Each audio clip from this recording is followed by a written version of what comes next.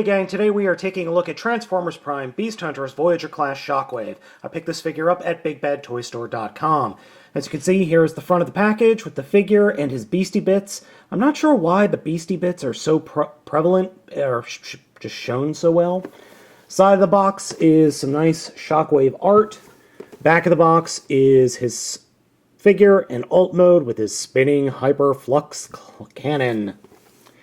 Side of the box, a little mini bio, and his tech specs. Man, he is slow. Bottom of the box, Predaking. Alright, let's open him up and take a look. Shockwave's overall look in robot mode is very, very nice. It's not nearly as bulky as the Transformers Prime mold is in the show. Though I have to say, I really do like this robot mode. It is definitely Shockwave. My only complaint is I feel that the cannon is too big. That's my only problem with the robot mode, is that I think the cannon is much too large for the figure. Now you'll notice that I have kind of the back of the figure split in two ways. That's because there's a hinge back here where the tread on the one tank tread comes off and becomes the power unit for his gun, a la the G1 figure. The head sculpt is incredibly well done. I adore this head sculpt. There is light piping, but it's hidden back behind the head and on an angle that there's no way light is going to get in there. Unless you take the head apart and put an LED right where the tip of my finger is, there's no way you're going to get the light piping to work quite as well. I have noticed that some reviewers have had issues with the antenna. My antenna is fine, but some reviewers, the one antenna is sloped or pointed back as part of a slight manufacturing defect. But mine is fine. I also really love the chest here. Look at the detailing here on the chest. Very, very nice.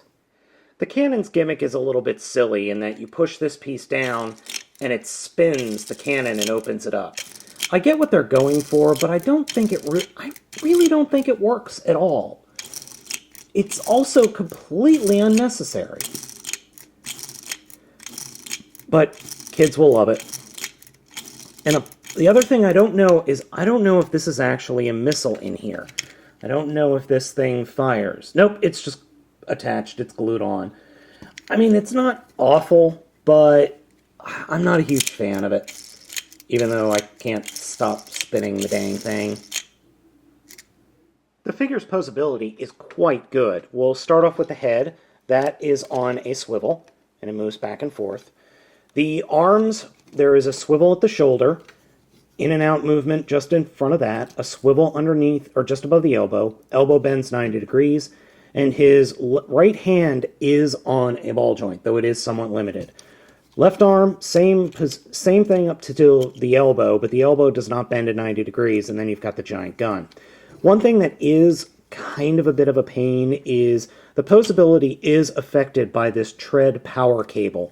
The power cable can be unplugged very easily and then reattached to the tread, which you fold up, get the spike out of the way, fold it over, and slide it just into the wheel, where that wheel hole is, and then slide it into place, right inside the tread.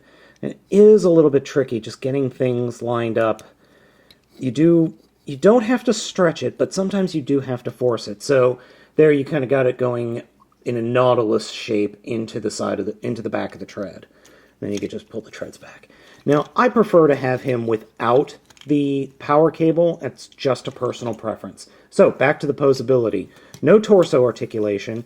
Hips have a ratchet for in and out movement, but a swivel for forward and back. There's no swivel on the thigh. Oh, no, there is a small swivel just below the ratchet. Almost 90 degree bend at the knee. Feet have limited articulation due to the transformation. But overall, this guy is pretty posable. Now, you're supposed to have the cannon such that these pieces are pointing up and out away from the figure, and the elbow is bendable. But I've seen people just turn it and swivel it. Now, you see, there's also this swivel here at the upper arm, But that swivel is for the transformation. It has nothing to do with the robot mode, and we'll get into the transformation in a minute. Shockwave comes with these little beastie bits, which we'll attach here in a sec, but I wanted to show you guys the detailing on them. They're not bad. They're actually somewhat glossy plastic with some decent paint scheme for the chest piece, but they are, all the pointy bits are very, very soft. I mean, very soft. The center bit, though, is soft, but a lot more sturdy. The claw bits that go on his shoulders, though, I mean, if they were sharp, that would actually be a problem. But they're pretty soft and pretty flexible. Attaching the beastie bits to Shockwave is very easy. Shoulder bits go here on these peg holes, so they just go right in. They don't particularly slide in easily, but thankfully they're sturdy enough that you could just push and they'll be okay. And then the chest piece will, well, it's supposed to peg in right around there.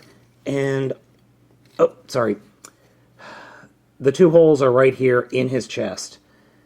And they don't necessarily peg in all that easily, but once you fiddle with it for a bit, it'll work. So here's Shockwave with his beastie bits added. I don't particularly care for this. I don't particularly know why he's doing this. I mean, I've got the directions right here, and I'm not seeing anything about why he needs the beastie bits. The only thing I could think of is that maybe later in the series he betrays Megatron, joins up with the Predacons, and gets beastie bits. Oh well, let's move on to the transformation. Alright, the first thing we're going to do is just kind of move the arms off to the side, take the legs, and swivel them so that the backs of the legs are pointing to the inside of the robot. Then take his legs and fold them so he's doing a split. Then at the knee, bend them at the knee. And then there is a swivel just below the knee, swivel them so that he's doing a squat. With the figure pointing up, take the feet and fold the feet down so that that will show the vehicle mode's wheels. With the figure flat on his back like that, take the chest and lift it up and then fold it all the way forward and it will peg into the inner legs. Next, take the head and turn it around like this. After rotating the head around, what we're going to do is flip the figure over, take the right arm and point it so that the entire arm is pointing straight to the back of the figure. Fold that arm up, bend it at the elbow, and then there is a peg hole in the bottom of the forearm, and that will peg into this peg that is on the back of the figure. And then just kind of fiddle with the hand so it's hidden away. Next, we'll take the front of the figure, or the top of the figure, and there are these panels right below the head. They will swivel down like this. You kind of have to just move the arm out of the way to get this one. So they will just swivel down. Now you can swivel them all the way down like that, or just, I like to do it just like that. So then take the arm, fold it up, and turn it. And then there is another peg hole at the bottom of the gun. And be careful, because this one swivel that I showed you earlier does have a tendency to come off very easily. So just this peg hole will go into that, or this peg hole will house this peg. So just kind of twist it and turn it so that you can get the gun lined up with the peg hole. The proper way to get this lined up is you want the back part, or the exposed part of the plastic, to be pointing towards the front when you roll the figure up. That way, that will give you the amount of bend you need to connect the cannon into place. And now that we've got that there, here's Shockwave's vehicle mode. Shockwave's vehicle mode is rather strange. I'm not going to lie, this is a very weird vehicle mode. Now, at the time of this recording, I have seen the Singapore release of the first 2 episodes of Beast Hunters.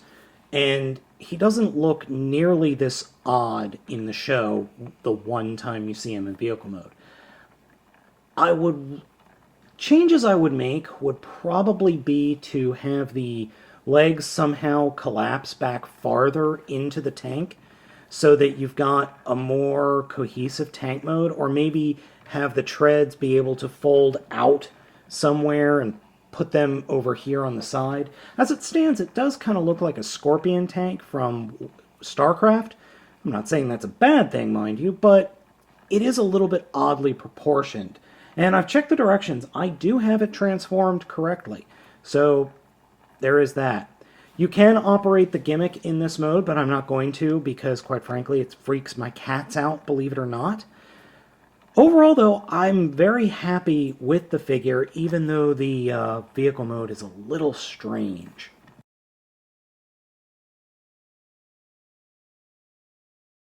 Now that we've got Shockwave in the tank mode, there is one extra step that the directions do not show. Now, through the rest of the review, you're going to see the tank mode like it is here, because I only found this after I recorded the review. So what I'm talking about are these rear treads. Well, these rear treads are kind of small, don't you think? Well, they do slide out. And I'm really kind of pissed because that's not in the directions anywhere. And it's kind of integral because it's kind of important. I wouldn't say integral, but it's definitely important to the overall aesthetic look to the tank mode. Because it doesn't have those in the directions, you end up with a very off-balance looking tank. But with this here, it looks a lot better. It's still not perfect, mind you, but it does look a lot better. The beast bits also can be added to the tank mode for a very strange look. I'm really not sure what to make of this, but it looks weird. It really looks weird. I guess, I don't know, it's odd. I don't care for it too much. So just pop them off. I much more prefer the normal vehicle mode. So overall, Shockwave is a good figure. Now, like I said, I did pick this up at BigBadToyStore.com. I believe he is still in stock at the time of this recording. So I'd go ahead and get him. I think he's fun. I love the robot mode. The beast mode, yeah. The vehicle mode, tank mode, it's okay. It's not great, but it's all right. There are a lot of good, positive things to be said about this figure. Unfortunately, I'm not a huge fan of the vehicle mode. I guess it's the proportions that bug me. It's not a bad vehicle mode, it's just very oddly proportioned. So, like I said, guys, overall, Shockwave is a good figure to have in your collection. I picked him up at bbts.com. You should too. It's a fun little figure. Vehicle mode, as I said, little weird, but still, it's a good figure.